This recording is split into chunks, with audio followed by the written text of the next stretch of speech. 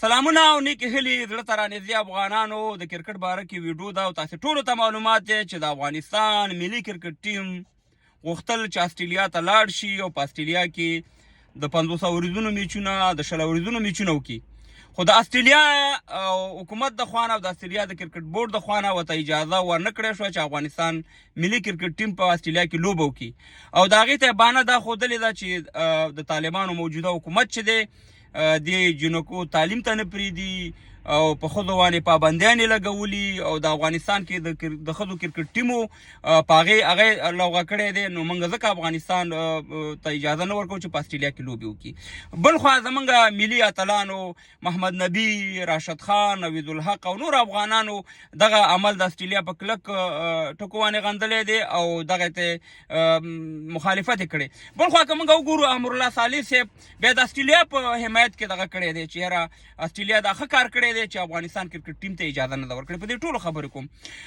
اول موږ د استرالیا دا عمل په کلکو ټکو غندو او استرالیا دا ډېر یو غلط کار کړی ځکه سیاست او کرکټ بیل شی نه دي او په کرکټ باندې موږ افغانان ولس ډېر خوشحالیږو. همدغه یو خوشحالي ده چې موږ افغانانو ته خوشحالي راکوي. موږ بالکل منو چې طالبان ښځو له حقوق نه ورکوي، تعلیم ته یې نه پرېږدي او نور داسې مسایل شته دی.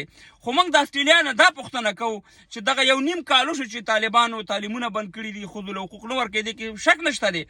خو دغه 2 میاشتې 3 میاشتې مخکې د افغانستان ملي کرکټ ټیم چې په استرالیا کې ورلډ کپ و، استرالیا سره یې لوبه وکړه، نور ټیمونو سره یې لوبه وکړه، نو په هغې وخت کې خو دلته دا تعلیمونه نه وو، په افغانستان کې ښځو له حقوق نه ورکوو. په هغې وخت کې تاسې دا اقدام ولې نه کوو؟ اوس هم دا اقدام ولې وکړو؟ ولې هم د مخالفت وسخی وخو؟ مخکې هم مخالفت ښودلی او په هغې وخت کې هم ویلې چې موږ افغانستان سره دغه نه کوو. او بیا د استرالیا نه پوښتنه وشي چې ستاسې پوځیان چې افغانستان ته تللي وو څومره جرمونه یې کړي.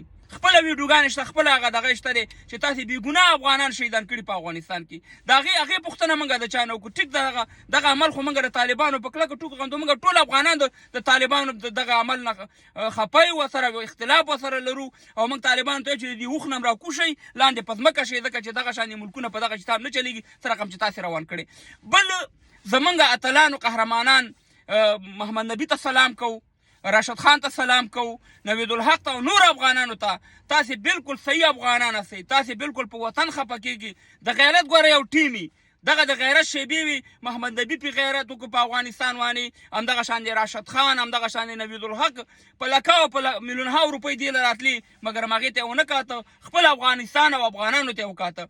دغه ډېر زبردست کار کړی دی محمد نبي یا راشد خان. موږ هغې ته هم سلام کوو، نور ولس هم سلام کوو چا چې د استرالیا په خلاف باندې ټویټونه کړي دي او د استرالیا دغه عمل یې غندلی دی. بل خوا که وګورو ملګرو، زموږ استاد امرالله صالح صاحب چې د تیر جمهوریت کې تاسې کتلی و چې د دویم رئیس جمهور دا و، نو هغه ګوره د استرالیا په حق کې دا ده چې موږ امرالله صالح صاحب ته یو چې امرالله صالح صاحب 20 کاله تاسې په دې افغانستان کې حکومت وکړو. دا کرکټ باندې موږ ولس خوشحالېږو. تاسې ولې د خپل سیاست قرباني کوئ د افغانستان؟ ولې د سیاست قرباني کوئ دا کرکټ؟ ولې د ولس یو خوشحالي راځي تاسې د هغې مخالفت کوئ؟ امرالله صالح صاحب، تاسې او ستاسې نور ملګري ډېرې بخښنې سره دا خبره تاته کوم، په 2009 نه چې ډاکټر صاحب نجیب حکومت ختم شو، د هغې نه وروسته 14 حکومت هم په افغانستان کې جوړ کړي وو. دا کابل هم لوټې کړو. زه یوازې تا نه ښیم، دغه شان دی ډېر دغه شان دی چې دغه 20 کاله په جمهوریت کې وو، تباه او برباد هم کړو افغانستان. خویندې میندې هم تباه کړي، مکتبونه هم وسېدل، کابل هم خاورې ایرې کړو. تاسې هغه شپې یادې دي که یادې نه دي امرالله صالح صاحب؟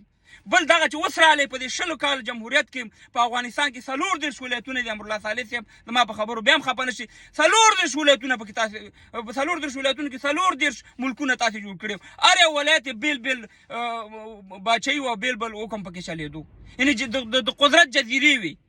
تاسې خپل دې ګریوان ته وګورئ چې تاسې دې ولس سره څه کړي. دلته یوازې تا نه ښیم، دغه شان دي نور دغه خلک چې اوس پخواني د جمهوریت بعدې کسان دلته راځي او په دې د استرالیا د عمل ښه ګڼي. دا ډیر د افسوس خبره ده امرالله صالح صاحب یا نور افغانانو دپاره دا کومه خبره نه ده. موږ ولس دغه په کلکو ټکو د استرالیا د عمل غندو او موږ د طالبان نه دا غوښتنه کوو چې خدای ته وګورئ ملکونه داسې نه چلیږي.